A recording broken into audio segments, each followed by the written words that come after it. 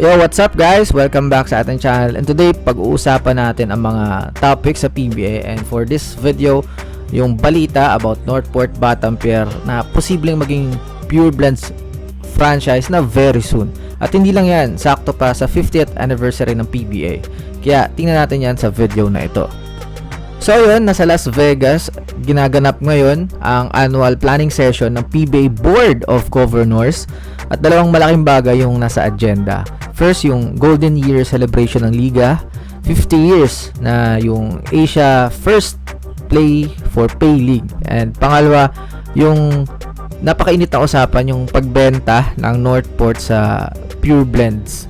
And ayon kay Commissioner Willie Marshall, kumpleto na raw yung mga dokumento at financial statements na sinubmit ng Pure Blends. May review committee na binuo na kinabibilangan ni na Attorney Bill Pamintuan ng Meralco, Attorney Raymond Zorilla ng Phoenix, pati si Attorney Ogie Narvasa, at syempre si Kume mismo. Once aprobado, iaakyat na sa buong board para mabotohan, meaning anytime soon baka makita na natin ang Pure Blends officially as the newest PBA franchise. Pero hindi lang ito simpleng pagbili ng team, may mga napakalaking transition na nangyari. First, si Eric Ariola, long-time governor ng Northport, lumipat na sa Magnolia bilang consultant. Then sina Yip Chong at si Pido Harencio nakita pa mismo sa Terra Firma Jeep table sa PBA draft.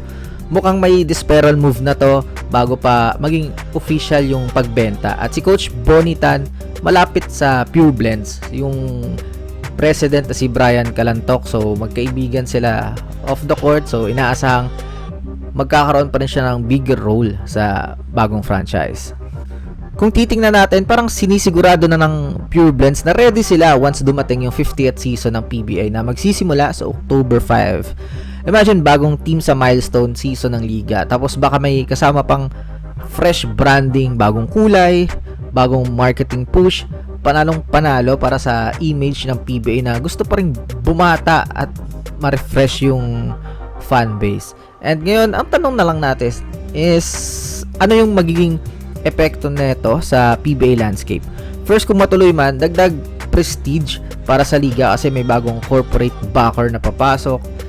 Pure Blends is a food manufacturing company, kaya may malalim na bulsa at marketing reach, and sana hindi talaga siya maging farm team. And pangalawa, makikita natin kung paano nila gagamitin yung roster na kinuha nila sa Northport. Si Chris Kuhn sa number 4 overall pick, solid asset yan para sa bagong team. May mga bata pa silang players, sina Austria, Sangko, si Sahonia, si Tibayan at iba pa, pang long term build ba. And the third one is makaka-apekto rin ito sa Terra Firma dahil mukhang nagkaroon ng reshuffling yung mga official and managers.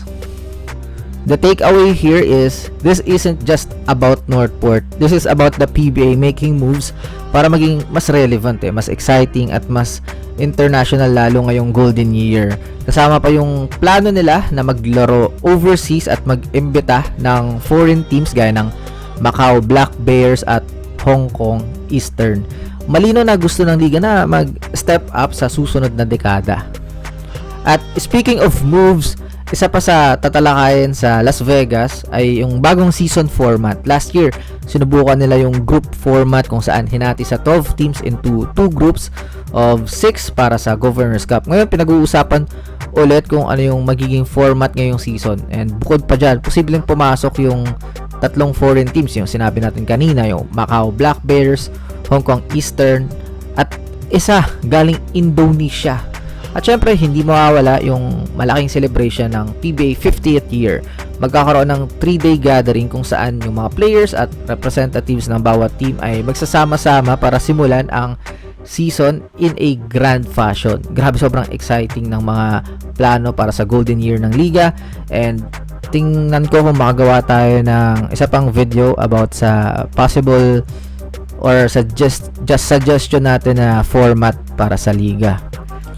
So yun, malapit-lapit na talaga yung transition ng Northport into Pure Blends. Ang tanong na lang, ready ba kayo para sa bagong chapter na to? At magiging contender ba agad yung bagong team o dadaan muna sa rebuilding mode? and sino yung tingin yung pwedeng mapunta sa kanila. Ang daming free agents, so pwede kayong bumuo ng roster dyan sa comment section, kabilang yung current roster plus yung mga free agents plus yung mga rookies na nakuha nila. So pwede kayong mag-build dyan ng 12 players. So see you in the next upload. Let me know all of that sa comment section. This is Agun Hoops. Bye bye.